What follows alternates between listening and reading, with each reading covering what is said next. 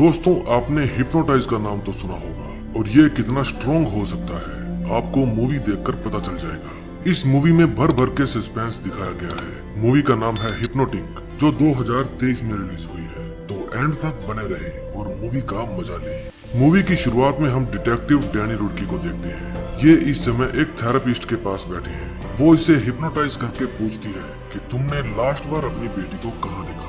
Danny बताता है कि वो पार्क में खेल रही थी। मेरा थोड़ा सा ध्यान भटका और वो मेरी आंखों के सामने से गायब हो गई। मैंने उसे बहुत ढूंढा लेकिन वो नहीं मिली। कोई उसे मेरी आंखों के सामने से ही अगवा करके ले गया। तभी डैनी के पास उसके साथी निक्स का मैसेज आता है और वो उसे अपनी ड्यूटी के लिए बुलाता है। फिर जब डैनी लिफ्ट में जाता है तो वो अपनी वाइफ और बेटी की पिक्स देखता है। दरअसल उसकी बेटी 18 साल के लड़के ने अगवा कर ली और जब उसे पकड़ा गया तो उसे किडनैपिंग के बारे में कुछ भी याद नहीं था और सबूतों के अभाव में उस लड़के को बरी कर दिया गया। बस यही बात सोच सोच के डैनी का दिमाग अक्सर खराब रहता था। फिर वो उस बिल्डिंग के बाहर आता है जहां उसका साथी निक उसे लेने आया था। वो बताता है कि हमें एक अनजान कॉल आई थी। उसने हमें बताया कि द बैंक ऑफ ऑस्टिन में आज रॉबरी होने वाली है और चोरों का लक्ष्य लोकर नंबर 23 चुराना है। निक बताता है कि बैंक ऑफ ऑस्टिन की दूसरी शाखाओं में भी चोरी हुई है। वे कोई पैसा नहीं चुराते, सिर्फ और सिर्फ लोकर नंबर 23 ही चुराते हैं। डैनी का भी लोकर उसी बैंक में था।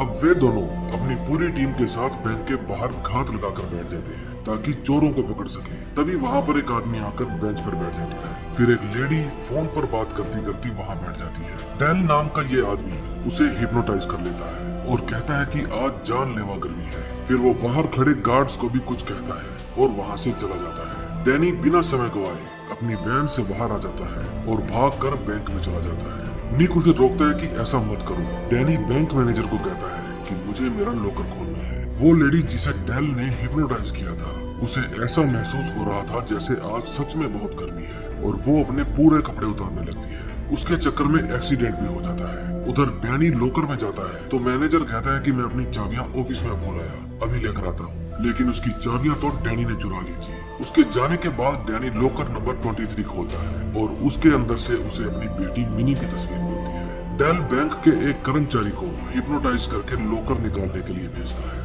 वो डैनी के रोकने पर भी नहीं रुकती। इतने में वहाँ पर हिप्नोटाइज किए हुए गार्ड्स आ जाते हैं और डैनी के ऊपर फायर कर देती है। फिर वो लेडी बॉक्स लेकर एक ट्रक में बैठ जाती है। उस समय निक और उसके साथी एक्सीडेंट वाली जगह पर व्यस्त थे, लेकिन वो ट्रक भी पलट जाता है। फिर डेल उसके अंदर से बॉक्स लेता है और बॉम्ब लगाकर उस ट्रक को उड़ा देता है। लेकिन डैनी डेल का पीछा करता है। उसके बाकी सभी साथी भी वहाँ आ जाते हैं। वे सब भागकर छत के ऊपर चले जाते हैं। डेल डैनी के दो साथियों को हिप्नोटाइज कर देता है और वे डैनी पर ही गन तान देते हैं। डैनी पूछता है कि मेरी बेटी कहाँ है। डेल कहता है कि ये फोटो मुझे दे दो। फिर डेल के आदेश पर वे दोनों डिटेक्टिव एक दूसरे को गोली मार देते हैं और डेल छत से नीचे कूद जाता है। जब डैनी नीचे देखता है तो वहाँ पर कोई भी नहीं था। फिर डैनी निक से पूछता है कि उसके लॉकर में मेरी बेटी की तस्वीर कैसे आई। निक कहता है कि तुम फेमस डिटेक्टिव हो, मुझे लगता है कि कोई तुम्हारे साथ खिलवाड़ कर रहा है, शायद अपने ही लोग उसके साथ मिले हों। फिर रात को निक डैनी के पास फोन करके बताता है कि मुझे पता चल गया है कि वो बैंक रोबरी वाली न्यूज हमें किसने दी थी। उस लेडी का नाम डायना क्रूज है। फिर डैनी उसकी शॉप पर जाता है। उस समय वो किसी पहलवान का ट्रीटमेंट कर रही थी। डैनी कहता है कि मुझे तुमसे कुछ बात करनी है। डायना उस बॉडी बिल्डर को हिप्नोटाइज कर लेती है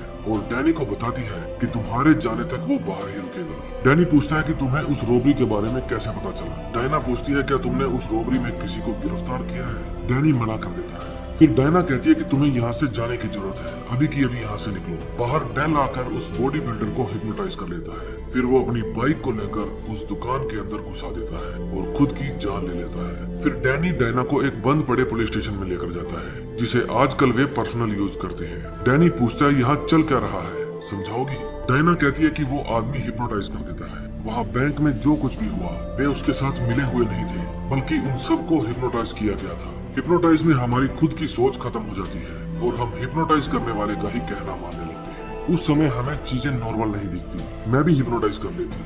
निक कहता है कि मुझे करके दिखाओ। फिर वो निक को बैठने के लिए कहती है और निक उसका कहना मान लेता है। वो कहती है कि तुम एक कैदी हो। फिर निक कैदियों जैसे रोने लगता है। फिर डायना कहती है कि निक तुम्हें ताजी हवा की जरूरत है और निक बाहर ताजी हवा खाने के लिए चला जाता है। डायना कहती है कि मैंने तुम पर भी ये जादू आजमाया था लेकिन इसने तुम पर काम नहीं किया। उस समय डेल निक को हिप्नोटाइज कर लेता है। डायना बताती है कि कुछ साल पहले एक डिवीजन बना था। इसे अमेरिकी सरकार द्वारा रन किया जाता था। इसमें हम जैसे हिप्नोटाइज करने वाले लोग शामिल थे। आमतौर पर सरकार खुद के फायदे के लिए इसका इस्तेमाल करती थी। डैनी कहता है कि मुझे डेल के बारे में बताओ। डायना कहती है कि वो लेजेंड है, हिप्नोटाइज के मामले में उससे शक्तिशाली कोई भी नहीं, हम तो उसके मुकाबले में कुछ भी नहीं है। डेल को अपनी शक्तियों का अहंकार हो गया था और उसने डिवीजन पर कब्जा करने की कोशिश की। फिर सरकार ने उसे रद्द कर दिया। डेल अपने अलावा सभी हिप्नोटाइज करने वालों को खत्म करना चाहता था और मेरा यकीन करो उसे पकड़ना नामुमकिन है।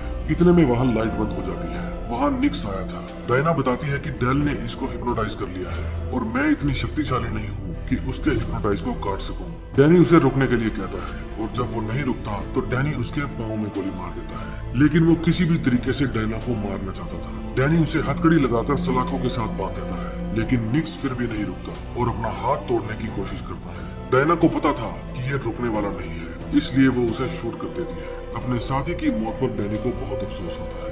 अब वे दोनों पुलिस से छुपते फिर रहे थे क्योंकि डायना की एक गलती के कारण वे मुजरिम बन गए थे। वे एक रेस्टोरेंट में बैठे थे। डैनी कहता है कि वो बैंक में मेरी बेटी की फोटो लेने आया था, मुझे नहीं पता वो इसका क्या करेगा। किसी ने तो इस फोटो को लॉकर में रखा ही होगा, मुझे कुछ भी समझ में नहीं आ रहा। लेकिन इतने में वहाँ पर एक पुलिस वाला आ जाता है। वो दोनों को देखकर अपनी गन निकालने की कोशिश करता है, लेकिन डायना उसे हिप्नोटाइज कर लेती है। फिर वो अपने साथियों को फोन करके बताता है कि मैंने उन दोनों को दक्षिण की तरफ जाते देखा है। जब डैनी और डायना वहाँ से जाने लगते हैं तो पुलिस वाले के वॉकी टॉकी पर डेल की आवाज आती है। वो कहता है कि मुझे पता है वे दोनों वहीं पर हैं। फिर वे बाहर जाकर देखते हैं तो डेल तो पुलिस वालों को लेकर बाहर आया था। फिर डैनी वहाँ से भाग जाता है और वे उसका पीछा करने लगते हैं। डैनी भागकर रेलवे ट्रैक पर चला जाता है और गाड़ियों के बीच छुपने की कोशिश करता है, लेकिन डेल उसका हर जगह पर छिपना मुश्किल कर देता है। तभी डैनी को महसूस होता है कि डेल ने शायद उसके ऊपर हिप्नोटाइज करने की कोशिश की है, क्योंकि उसे सब कुछ अजीब दिखने लगा था। इतने में वहाँ पर डेल और दो पुलिस वाले आ जाते हैं।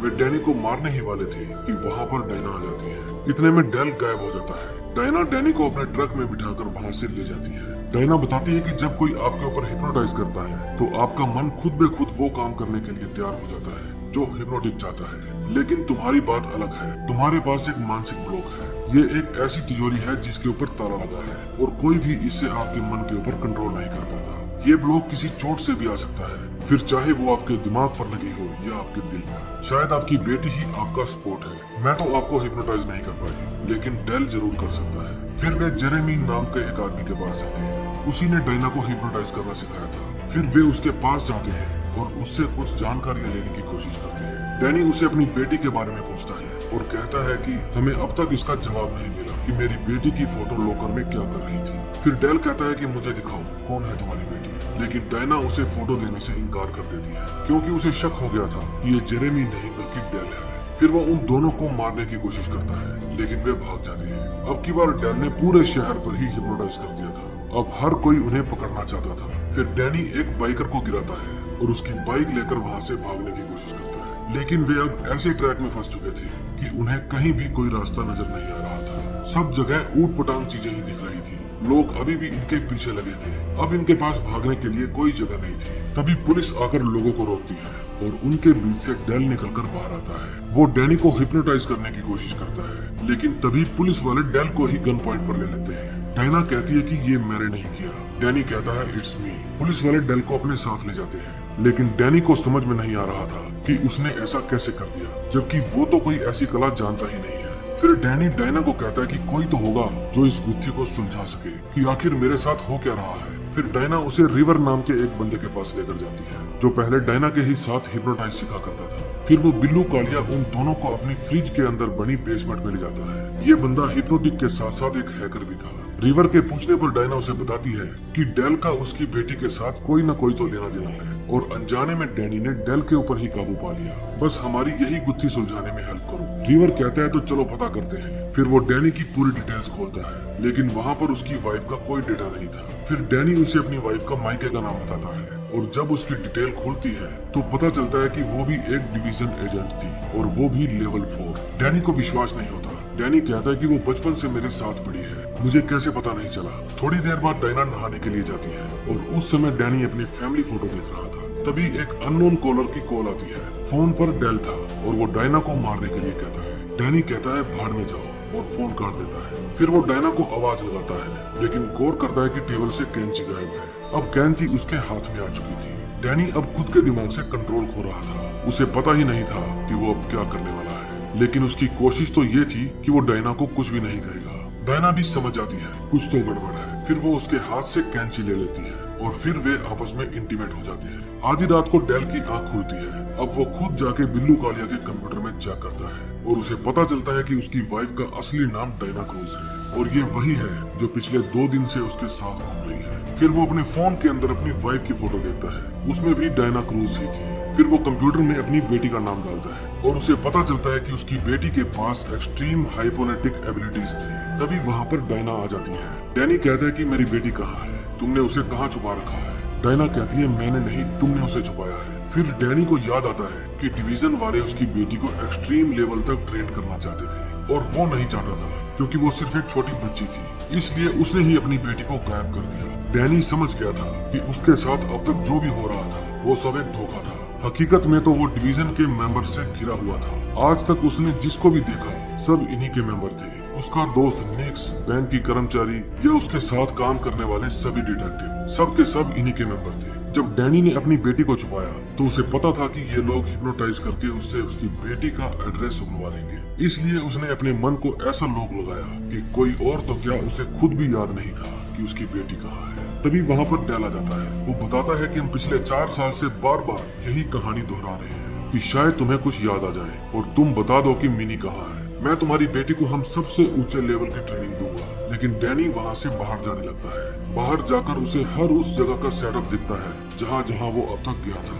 फिर वहाँ डेल आता है। वो कहता है कि हम 12 बार तुम्हारे साथ ये दोहरा चुके हैं, लेकिन तुम्हारे जितना स्ट्रॉन्ग माइंड मैंने आज तक किसी का नहीं देखा। जब भी हम किसी निष्कर्ष तक पहुँचने वाले होते हैं तुम्हें सब कुछ पता चल जाता है। डायना कहती है कि प्लीज बता दो मेरी बेटी कहाँ है। डैनी कहता है कि 12 बार में अगर तुम्हें पता नहीं चला तो तुम 13वीं बार के लिए तैयार हो जाओ, क्योंकि मैं तो नहीं बताने वाला। फिर वे उसे बेहोश करके वापस अंदर ले जाते हैं। वहाँ डायना आती है और अपनी चिकनी चुपड़ी बातें करके उससे अपनी बेटी के बारे में पूछने की कोशिश करती है, लेकिन डैनी कहता है कि भाड़ में जाओ। वे फिर से 13वीं बार ट्राई करते हैं। सब कुछ एकदम पहले जैसा होने लगता है। वही बेटी को अगवा करने वाली बातें उसके दिमाग में डाली जाती है। फिर से वही सीन आते हैं जो हमें मूवी की शुरुआत में दिखाए गए थे। सब कुछ एकदम वैसे का वैसा, लेकिन इस बार डैनी बिल्कुल होश में था। वो सब कुछ वैसा दोहराने का नाटक कर रहा था और जब उसे बैंक के बाहर डेल का पीछा करना था तो वो उसका पीछा ना करके वहाँ से वैन लेकर भाग जाता है। फिर सब लोग उसका पीछा करने लगते हैं। डेल कुछ आदमियों को लेकर हेलीकॉप्टर में बैठकर उसका पीछा करता है।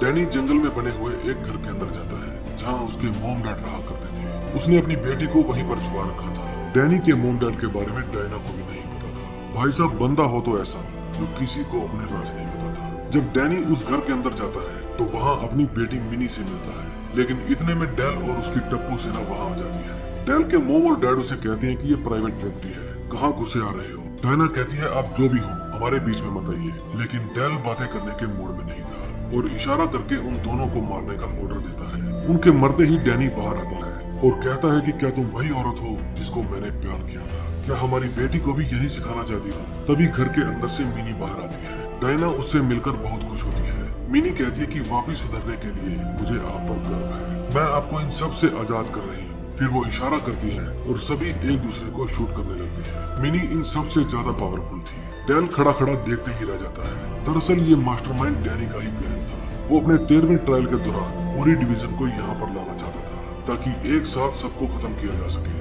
और इसका ये प्लान कामयाब हो जाता है। फिर वहाँ पर डैनी की असली मॉम डैड आते हैं। जो पहले वाले थे वो सब आंखों का धोखा था। मिनी ने उस समय डायना को उसके ही मन के अंदर बांध कर बिठा दिया था ताकि वो किसी भी तरह की दखलंदाजी ना कर सके। मिनी ने अकेले ही पूरे डिवीजन का सफाया कर दिया और ऐसा करने के लिए उसे घर के अंदर डैनी ने ही कहा था। डेल के मरते ही डायना भी उसके स्ट्रॉन्ग हिप्नोटाइज से बाहर आ चुकी थी। फिर डैनी डायना, मिनी और अपनी मॉम को लेकर हेलीकॉप्टर में बैठकर वहाँ से चला जाता है और उसके डैड वहीं पर रुक जाते हैं। और बाद में हमें पता चलता है कि जो डैनी का डैड था वो तो ऑलरेडी मर चुका था और जो उसके डैड की भेष में जिंदा था वो डेल था। दोस्तों, इस मूवी में भर भर के सस्पेंस दिखाया गया है और जिस तरह से मूवी की एंडिंग हुई है मुझे पूरा विश्वास है कि इसका सेकंड पार्ट जरूर आएगा, और जब भी इसका सेकंड पार्ट आया तो मैं आप लोगों के लिए उसे लेकर आऊंगा। बस आप मेरे चैनल को सब्सक्राइब कर दीजिए। अगर वीडियो पसंद आई हो तो वीडियो को लाइक और कमेंट बॉक्स में एक प्यारा सा कमेंट छोड़ दीजिए। आपके हर कमेंट का मैं जवाब दूंगा। तो मिलते हैं नए दिन नई स्टोरी के साथ, तब तक के लिए बाय बाय।